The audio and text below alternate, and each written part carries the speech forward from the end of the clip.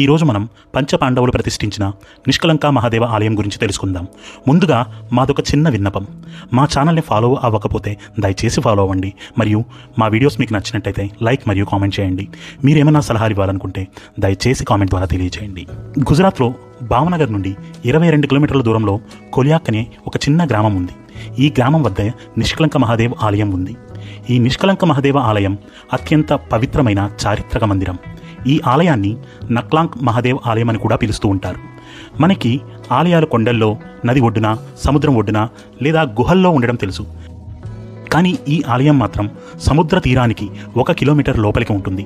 ఇదే ఈ ఆలయం యొక్క ప్రత్యేకత. ప్రతిరోజు ఉదయం సుమారు 8 గంటల నుండి మధ్యాహ్నం 1 గంట వరకు ఎక్కడ సముద్రం 1 కిలోమీటర్ లోపలికి వెళ్ళి మహాదేవుని దర్శనానికి దారిని ఇస్తుంది. ఆ తర్వాత ఆలయం నెమ్మదిగా సముద్రంలో మునిగిపోయి ఆలయం యొక్క జెండా మరియు కొంత భాగం మాత్రమే మనకి పైకి కనపడుతూ ఉంటాయి. పురాణాల ప్రకారం పాండవులు తమ దయాదులను మరియు పెద్దలను కురుక్షేత్ర యుద్ధంలో చంపినందుకు అపరాధ భావంతో తాము చేసిన పాపాలకు పరిహారం కోసం శ్రీకృష్ణుడిని సంప్రదిస్తారు. అప్పుడు శ్రీకృష్ణుడు పాండవులకు సహాయం చేయడానికి ఒక నల్ల జెండా మరియు ఒక నల్ల ఆవును ఇచ్చి కాలిబాట చేయమని, మరియు ఏ ప్రదేశంలో అయితే ఈ జెండా మరియు ఆవు రెండూ తెల్లగా మారుతాయో ఆ ప్రదేశంలో శివుని పూజించి అక్కడే తపస్సు చేయమని చెప్తారు. వారు అలా ఆ ఆవును అనుసరిస్తూ వెళ్తూ ఉంటారు. కొలియాక్ ఒడ్డు వద్దకు చేరగానే నల్ల జెండా మరియు నల్ల ఆవు రెండూ తెల్లగా మారుతాయి.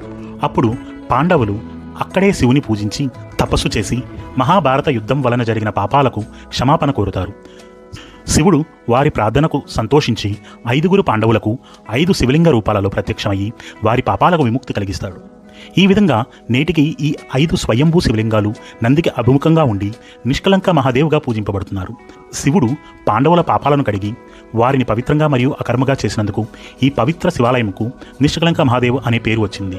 నిష్కలంక అంటే శుభ్రమైన, స్వచ్ఛమైన మరియు అపరాధం లేని అని అర్థం. నిష్కలంక మహాదేవును సందర్శించుకుంటే వారి పాపాలన్నీ తొలగిపోయి పవిత్రులుగా అవుతారని ప్రజల నమ్మకం.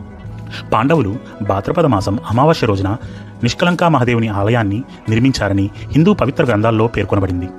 ఇక్కడ పాండవుల చెరువుగా ప్రసిద్ధి చెందిన ఒక చిన్న సరస్సు ఉంది. భక్తులు నిష్కలంక మహాదేవుని దర్శించుకునే ముందు ఈ సరస్సుకు వెళ్ళి కాళ్ళు మరియు చేతులు కడుక్కుంటారు. ఆ తర్వాత నిష్కలంకుని దర్శనానికి బయలుదేరతారు. శ్రావణ మాసపు అమావాస్య నాడు బదర్వి పేరుతో ఇక్కడ ఒక పెద్ద జాతర జరుగుతుంది. ఈ ఆలయ ఉత్సవాన్ని భావనగర్ మహారాజులు జెండా ఎగరవేయడంతో ప్రారంభిస్తారు. ఏడాది పొడవునా అదే జెండా ఉంటుంది ఇక్కడ.